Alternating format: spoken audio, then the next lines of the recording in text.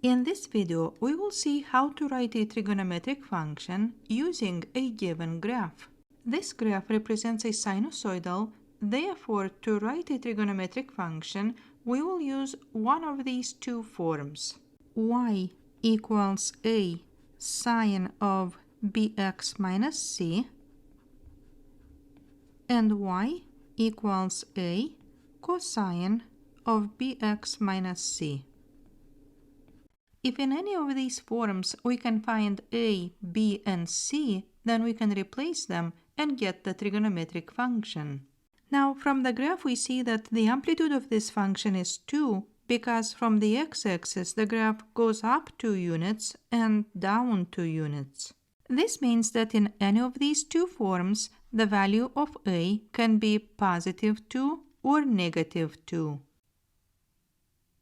Now, let's say we want to use the sine function to represent this graph. Then, on the x-axis, we have to choose a point where the cycle of the sine function will begin. Before we do that, let's take a look at the basic sine function y equals sine of x as well as y equals negative sine of x. First, notice that for both of them, the first point of the cycle is on the x-axis. Also, when we have a positive in front of sine, then from this point the graph goes up, but if we have a negative in front of sine, then from this point the graph goes down. This means that if we want to use the sine function, then we have to start the cycle with a point that is on the x-axis. For example, let's say we want to start with the point pi over 6. As you see, from this point, the graph goes up, and this means that a will be positive 2. But if we start with negative pi over 6 or pi over 2, from these points, the graph goes down, and this means that a will be negative 2. So, as you see, there is multiple equations that can represent the same graph. Now, let's see how we can write at least 3 equations using the sine function. First, we will write an equation whose cycle starts at pi over 6, and because from this point the graph goes up, then a will be positive 2. Then here we will write an equation that starts at negative pi over 6, and because from this point we move down, a will be negative 2. And the same negative 2 we will have if the cycle starts at pi over 2. Next, we will find b. And to find b, first we need to find the period of this function. One easy way is to take two peaks and to find the distance between them. So let's see what this distance is. If we go to the right pi over 3 units and to the left pi over 3 units, then the total distance is 2 pi over 3 units. So for any of these 3 cases, the period is 2 pi over 3. And notice that we will get the same period even if instead of using 2 of these maximum points, we use 2 of these minimum points. As you see, the distance from 0 to 2 pi over 3 is 2 pi over 3. We can also find the period if we start with the point where the cycle begins and end with the point where the cycle ends. Now we have the period, but we still have to find b, and for this we need to use the formula for the period. The formula is period equals 2 pi over b. In our graph, the period is 2 pi over 3, so we will replace the period with 2 pi over 3 and solve for b.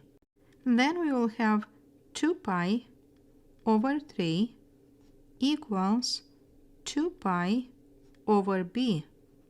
These two sides are equal when this b equals 3.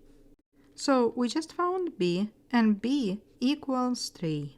So no matter where the cycle starts, b is always 3. Now we need to find c. To find c, it is important to know that the value where the cycle starts is called the phase shift. For example, if the cycle starts at pi over 6, then the phase shift is pi over 6.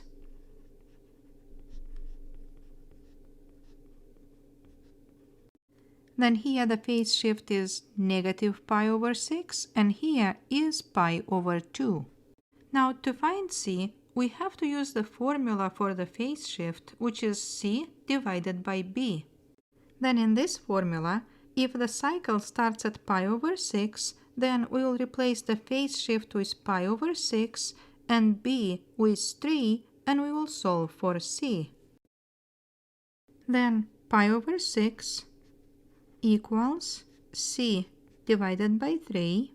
And to solve for c, we will use cross multiplying. That is, 6 times c equals pi times 3. Then 6c equals 3 pi. Now we divide both sides by 6, and c equals pi over 2. So if the cycle starts at pi over 6, then c will be pi over 2. And now, once we have a, b, and c, we can write the equation. Again, the form that we will use is y equals a sine of bx minus c. And if we replace, we get y equals 2 sine of 3x minus pi over 2. Now to get c in these two cases, we will repeat the same process. In the formula for the phase shift, we will replace the phase shift with negative pi over 6 and b with 3. Then we will have negative pi over 6 equals c over 3, and we will use cross multiplying to get 6c equals negative 3 pi. Then we will divide both sides by 6, and we will get that c equals negative pi over 2. So when the cycle starts at negative pi over 6, c is negative pi over 2. And now let's write the equation. The form is y equals a sine of bx minus c. Then y equals negative 2 sine of 3x minus, and c is negative pi over 2. Then these two negatives make a positive, and y equals negative 2 sine of 3x plus pi over 2. And this is another equation that represents the same graph.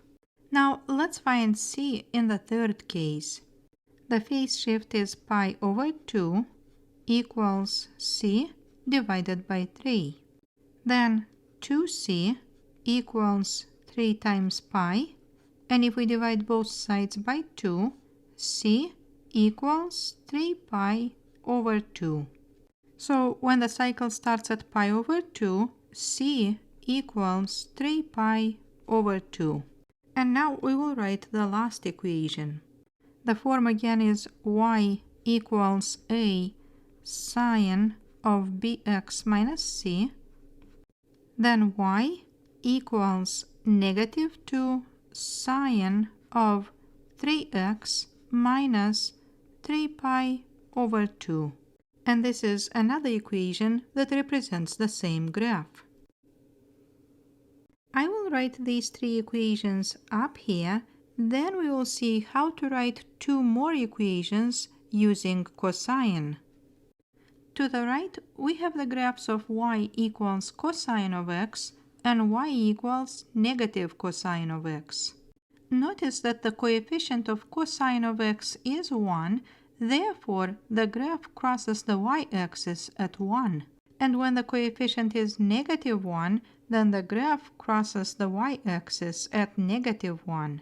So what I wanted to point out is that the first point of the cycle is either a maximum value or a minimum value. This means that if for our graph we want to use the cosine function, we have to start with a point where we either have a maximum value or a minimum value. So then, let's explore these two cases. In one case, the cycle will start at pi over 3, and in another case we'll start at 2 pi over 3. If we start the cycle at pi over 3, then a will be positive 2, but if we start the cycle at 2 pi over 3, then a will be negative 2. The period is still 2 pi over 3, therefore b is still 3.